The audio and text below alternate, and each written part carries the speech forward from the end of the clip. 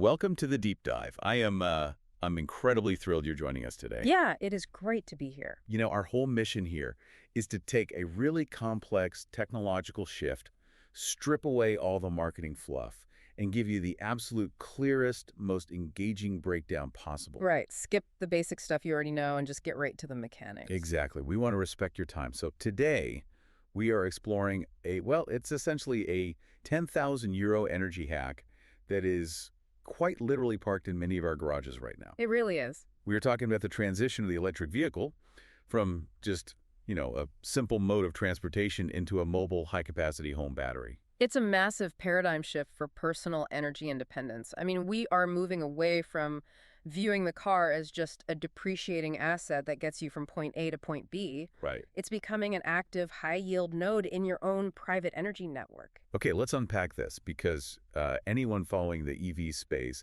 has seen the alphabet soup of acronyms floating around lately. Oh, yeah. V1G, V2G, V2H. Yeah, exactly. So before we get into the actual financial mechanics, let's establish the baseline differences between these three setups. The easiest way to visualize this is to just follow the directional flow of the electricity. Okay, makes sense. So let's start with V1G, which is simply smart charging. The energy flows one way from the grid into your car. Got it.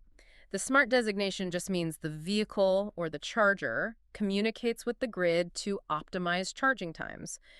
Perhaps taking advantage of dynamic pricing tariffs when wind or solar generation is high. Right, so it's efficient, but ultimately it's a one-way street. Exactly. The car is still just a consumer of electricity, albeit a polite one that waits for the cheapest rates. Spot on. So moving to the two-way streets, we hit V2G, or vehicle to grid. And this is the one getting the most mainstream press right now, right? It is. In this concept, your car acts as a distributed energy resource.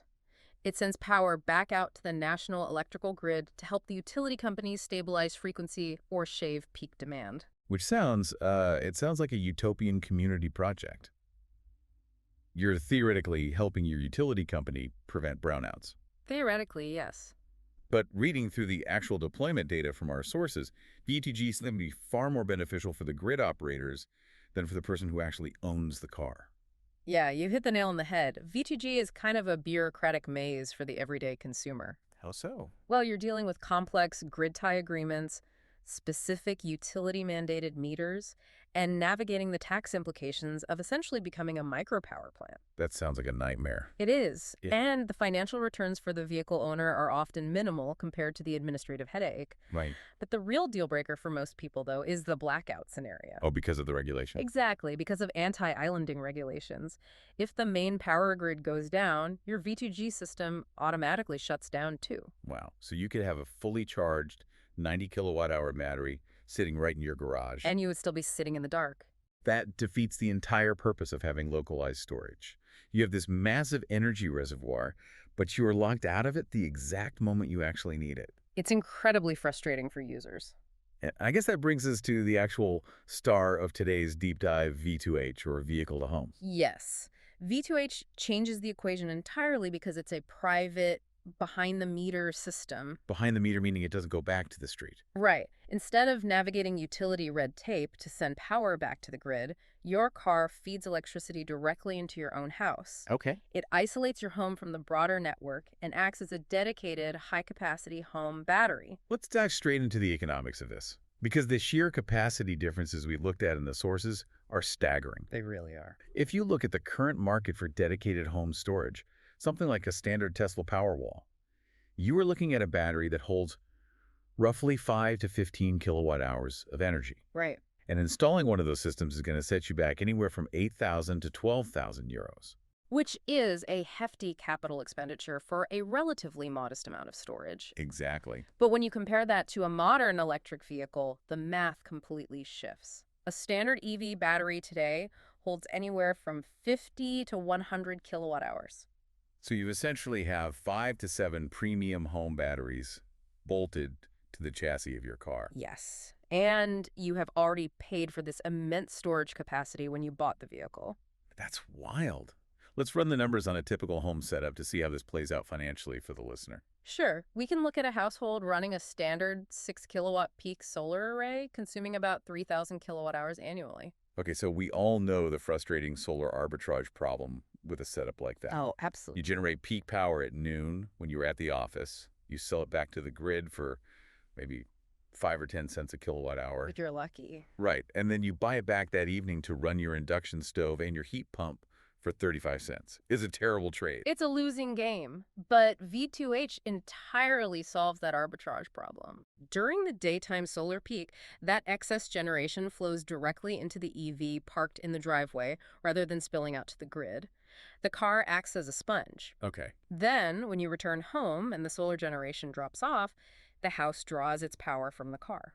Your self-consumption of your own generated solar energy jumps from the typical 30% up to 80 or even 90%. Now, here's where it gets really interesting based on the data. The true financial gain of V2H isn't in generating a profit or getting a check from the utility company. No, not at all. It is entirely about what you're no longer spending. What's fascinating here is the power of the avoided cost. Avoided cost. Right. By capturing your own energy and using it during peak evening hours, you are saving the full retail price of that electricity. Makes sense.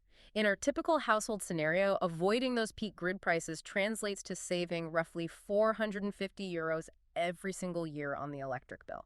And we cannot gloss over the massive upfront savings, too. Right. You are dodging that €10,000 purchase of a wall-mounted battery entirely. Exactly. You get the daily arbitrage benefits and the storage capacity without buying the redundant hardware. It's brilliant. And then there's a resilience factor. No, the resilience is huge. If a severe weather event knocks out the grid, a standard 60 kilowatt hour EV battery can run a typical home's essential loads for 3 to 4 days. 3 to 4 days. Yeah, and we are not just talking about keeping the refrigerator cold. That is powering the lighting, the internet, and the heating systems. So the neighborhood is completely blacked out, and your house is functioning normally just because of the vehicle parked outside. It's pretty incredible peace of mind. It really is. Yeah. But, and I want to act as a proxy for you, the listener, Right. right now, because there is an incredibly obvious question glaring at us. Let's hear it. If I am draining my car battery every single night to run my oven and my TV, isn't that inherently going to wear down the chemistry? I mean, ruin what is essentially a €15,000 car component. It's a very fair concern. Like, am I risking a massive vehicle depreciation just to save €400 a year? It is the most critical question to ask. The battery pack is the heart and the most expensive component of the vehicle. No logical person wants to accelerate its degradation. Right. But to understand why V2H doesn't destroy your battery, we have to look at the physics of what actually damages a lithium-ion cell. Okay, let's get into the physics. Degradation is primarily driven by two severe stressors, intense thermal loads, and sitting at extreme states of charge. Let's look at the thermal load first. Driving an EV, especially aggressive highway acceleration or, fast charging, that demands massive power spikes. Huge spikes. When you accelerate heavily, the car's motors might pull 150 to 300 kilowatts of power out of that battery in a matter of seconds. That's a lot of juice. It is. Pushing or pulling that much energy generates intense internal heat, and heat is the absolute worst enemy of battery chemistry. That thermal stress causes micro damage over time. It's basically a heavy, hot, high-intensity workout for the battery cells. Great analogy. So how does that compare to powering a house? Powering a house is practically a resting state for a battery of that size. Really? Yeah. A typical home's baseline draw is maybe half a kilowatt. Even if you turn on the oven, the dryer, and the kettle simultaneously, your peak draw might hit 3 to 6 kilowatts. It's like asking a competitive powerlifter to pick up a pencil. Exactly.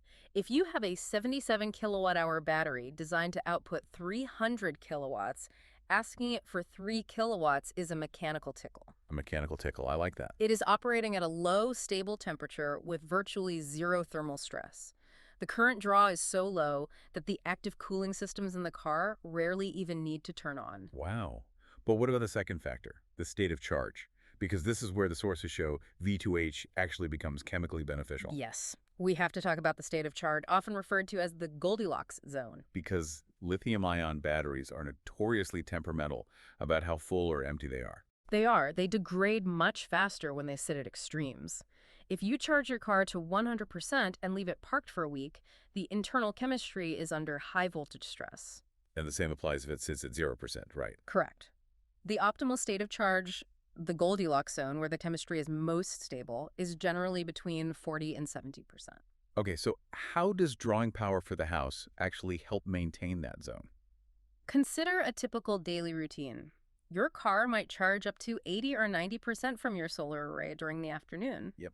If it just sat there all evening and overnight at 90%, it would experience that high voltage chemical stress. But with a V2H system active, your house gently pulls power from the car throughout the evening. Oh, I see. By morning, the car's battery has slowly dropped down to perhaps 60%. So it naturally cycles the battery right down into the middle of that ideal 40 to 70% window. Exactly. By actively, gently cycling the energy, you are preventing the vehicle from sitting idle at a high state of charge. That's fascinating. The data actually suggests this gentle cycling can slow down the calendar degradation that naturally occurs when a battery just sits fully charged. That is completely counterintuitive, Yeah. but it makes total sense when you understand the chemistry. Wow. Using the battery actively protects it better than leaving it dormant.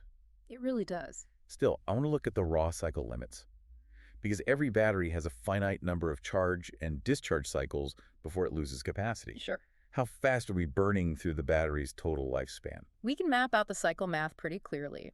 A standard modern EV battery utilizing NMC nickel manganese cobalt chemistry is generally rated for about 1,500 to 3,000 full charge cycles before its total capacity degrades to 80% of its original state.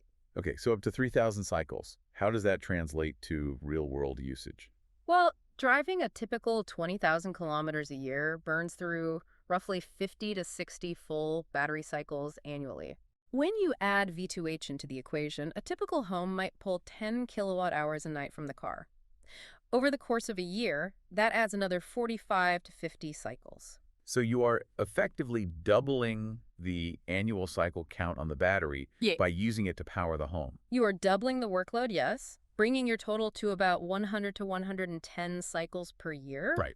But when you apply that to the battery's total lifespan of up to 3,000 cycles, you are still looking at 15 to 20 years of use before hitting that 80% degradation threshold. The chassis of the car will likely rust out, or the suspension will fail, long before the battery dies from running your living room lights. Exactly. The degradation from home use is statistically negligible. That's incredibly reassuring. However, if a vehicle owner wants to eliminate this concern entirely, the market is shifting toward a different battery chemistry that completely changes the longevity discussion. Right, the LFP battery chemistry, lithium iron phosphate. We are seeing these in the Tesla Model 3 rear-wheel drive and heavily utilized by manufacturers like BYD and MG. LFP chemistry is incredibly robust. It swaps out the expensive and thermally sensitive nickel and cobalt for iron and phosphate. What's the trade-off there? The trade-off is that LFP batteries are slightly heavier and less energy dense, but their crystalline structure is vastly more stable during the ion transfer process. Okay, so what does that mean for the cycle count? While a standard NMC battery gives you up to 3,000 cycles, an LFP battery can easily handle 5,000 to 6,000 full cycles. Which completely vaporizes the degradation argument. Pretty much. With 6,000 cycles, you could drive your typical 20,000 kilometers a year and power your house every single night for 30 years. The battery becomes a multi-generational asset. It makes the vehicle's energy storage practically permanent relative to the lifespan of the car itself. So what does this all mean? We've established that the economic upside is huge. You avoid a 10,000 euro stationary battery, and the degradation fears are largely overblown, especially with LFP chemistry. Right. So what is the catch? Because there is a significant barrier to entry here. You can't just take the AC charging cable from your trunk, plug it into a 220-volt wall socket, and power your house. No, definitely not. The hardware requirements are the current bottleneck. Okay. Implementing a true V2H system requires a specific technical architecture, and there are three major hardware hurdles you have to clear. Let's go through them. First, you need a compatible electric vehicle. The onboard charging architecture of the car must support bidirectional direct current flow. And not every EV rolling off the assembly line today has that hardware enabled. Many do not. The second requirement is a specialized bidirectional wall box. Right, because your standard home EV charger is essentially just a smart switch. Exactly. It takes alternating current from your house and passes it to the car, where the car's onboard charger converts it to direct current for the battery. So what does the bidirectional one do? A bidirectional wall box has to do the heavy lifting of pulling direct current out of the car and inverting it back into alternating current that your home's electrical panel can use. And because it contains its own heavy-duty inverter, the pricing is substantially higher than a standard charger. It is. Right now, a bidirectional unit like the Wallbox Quasar or the Ford Charge Station Pro will cost you anywhere from 2,000 to 4,000 euros plus installation. So while you are saving 10,000 on a Powerwall, you still have a significant capital outlay for the specialized charger. It is a meaningful upfront cost. And that brings us to the third and arguably most critical piece of hardware, Which is? the home inverter or gateway system. This is an absolute non-negotiable safety requirement for grid isolation. Let's explore that, because it gets into how our homes interact with the broader electrical grid during an emergency. Yeah, if we connect this to the bigger picture of grid infrastructure, the safety risks become really clear. Imagine a severe storm takes down the power lines in your neighborhood. Okay, the grid goes dark. Your V2H system immediately detects the outage and begins pulling power from your car's battery to keep your house running.